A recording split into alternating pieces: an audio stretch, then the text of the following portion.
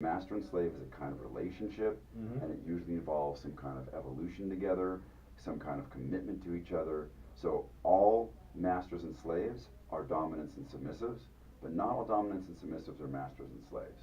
And it's not that a master has to say, well, I have 25 years under my belt, but they do have to kind of, in my opinion, again, Crow Academy style, they have to kind of cross a certain line of showing that they can take the responsibility for the submissive's well-being, what it means to own a slave, what it means to have to design a curriculum for a submissive. Oh, really? Yeah. Yeah. You I was did just that gonna involved? say. Wow. I would. This is the Crow Academy style, so I should qualify this. Tell by us saying tell us about the Crow Academy. I was getting to the, this. the Crow Academy style is a very romantic style. It's very, very relationship oriented. Right. It's got a lot of foundations built on trying to go for longevity as a couple. Right. Whether or not that couple is also poly, that's up to them. I don't push that you have to be monogamous. I do try to explain that a master and slave together, or dominant sub, it can apply to any gender, by the way. It's not just male dominant, Right, female right. submissive. That I try to push how far can you go and how beautiful can you make that garden between the dominant and the submissive.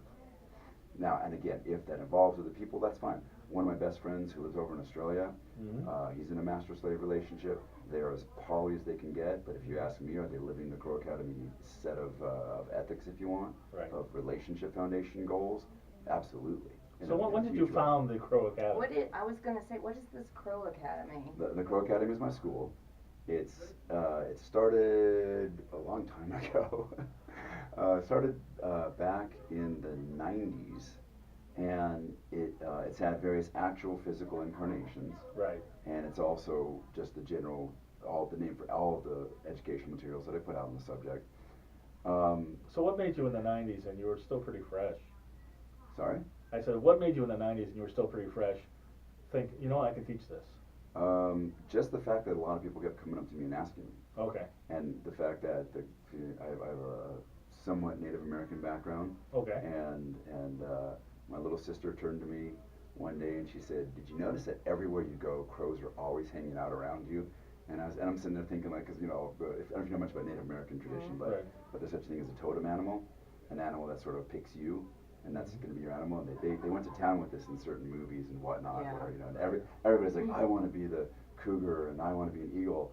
And she says, yeah, I think your totem animal is the crow. And I was sort of like, I know, oh my God, the How crow. goth. Why did it have to be the crow? exactly.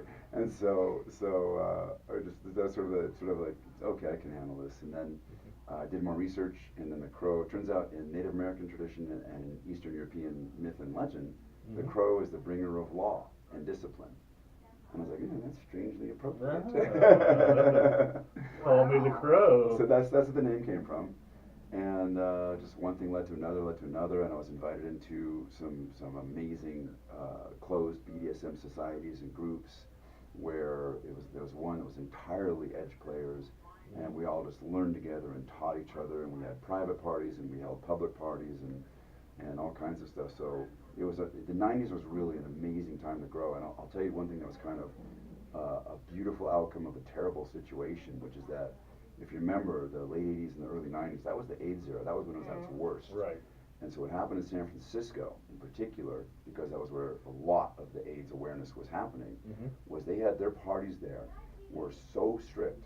If you were ever caught intoxicated, if you were ever caught on any kind of drugs, we're talking pot upwards, or alcohol or anything, you were out. You were booted out of the party. If it happened twice. Whoops. Yeah. If it happened twice, you could get blacklisted from the party permanently. But the beauty of this is that me and all of my peers and all of my friends at the time, we had to push ourselves to learn that BDSM on its own was this amazing drug, this amazing way to get in altered states of consciousness. And so that's what came out of this this completely sober learning environment was at its most affluent, at its most just in everybody's face, and we all were there, and so that's where the Crow Academy grew out of that. Right. So is it an online thing? Yes, very much. So crowacademy.com is the main portal, and then Arcane and Byslka, and that's where we're actually about to release a members area, and that's going to be a whole amazing thing. Right. But there's a lot going on there. ArcaneandBytes.com is always been free, always going to be free. Lessons, just free lessons for For cats. And whoever else can log in and yes, their exactly. logins. Exactly. So ArcaneandBytes.com is a free. It's got dozens and dozens of free lessons dealing with very complicated issues that can come up in domination submission, but it's Right. also got a lot of stuff for beginners. So I really recommend beginners. Has anybody stumped you? No, never. Really? I've been asked every single question you could possibly imagine when it comes to BDSM. That's why when I go in front of a new audience, I'm like, ask me anything. They're like, oh, I can't ask you that. I'm all embarrassed. I'm like, no, go ahead. It's really okay. Right. Let me do the groundwork for you. And so yeah, I mean, you could ask me anything you want right now. Anything. Okay, I want to Wait, know okay. about. Oops, sorry. Because we're What gonna. what are you into? Well, I'm not into this, but I'm just wondering. You're and so into this. No, I'm not, and I try not to judge, and I really do. You know, for me, whatever. Just ask the question. The poop and the pee. Ah. Okay, I can talk about that. So Please, because I don't understand. okay, so I'm not personally into that, but what I can tell you is that the golden showers and scat play is a fetish. Mm-hmm. I did have a slave who turned to me one day and we were taking a shower together, and she says, "I really want you to pee on me." And my attitude was, "What the heck? Let's see if this is fun."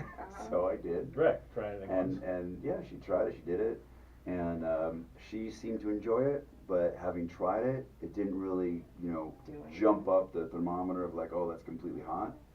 So some people are into it. I used to know a dom who he literally insisted that every morning his slave wake up and drink his pee, and that's their kink. Now, I think the fundamental question you need to ask is, A, is it consensual? Yeah. Of course. B, and when I say consensual, I mean really actually, again, initial negotiation kind of stuff of like, are you into this? Right. That's definitely something that needs to be negotiated. Yeah, exactly. And when it comes to scat play, people are into that. And again, what I was going to say is that the fundamental thing you need to boil it down to is there any possible permanent harm that's going to come out of this? And if you're talking maybe edge players who want to play with this kind of stuff, you really get down to a dominatrix I used to know put it really well. She said, I will hurt you, but I will never actually harm you. And that's a really good way to think about it, is that if people are doing all these different kinks, including urine and scat play and whatnot, if both people are into it, That's brilliant. and both people are coming away having a good By the time. way, Damon Pierce said that on the show too. What? I'm gonna hurt you, but not. Oh. Yeah, Sorry. yeah, exactly. Yeah. Exactly. So would you apply that same philosophy, if you will, to like, because right now we're just talking human to human, but Sure. like bestiality or necrophilia. Well, okay, so really quickly, Yes. I am not now nor ever advocating anybody do anything illegal.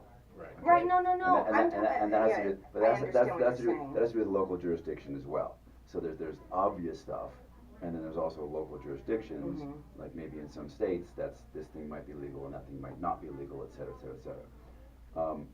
I've never again tried.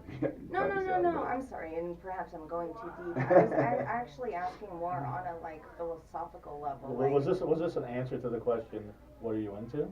No. Yeah. Okay. I'm sorry. No, go ahead. Bestiality and. Well, no, like I mean, I'm not. Look, I need to preface this by saying I am not judging or anything. I'm just asking the questions I've never had the balls to ask. No, I'm judging. If somebody's blowing a dog, I'm not into it. Yeah, I'm judging you. I am judging you. Yes, I am. If somebody's too. fucking a dead person. No. Absolutely. Get a really pasty white goth chick. Trust me, it works a lot better. She can play dead. Now, I think what the question you're asking is. Yeah.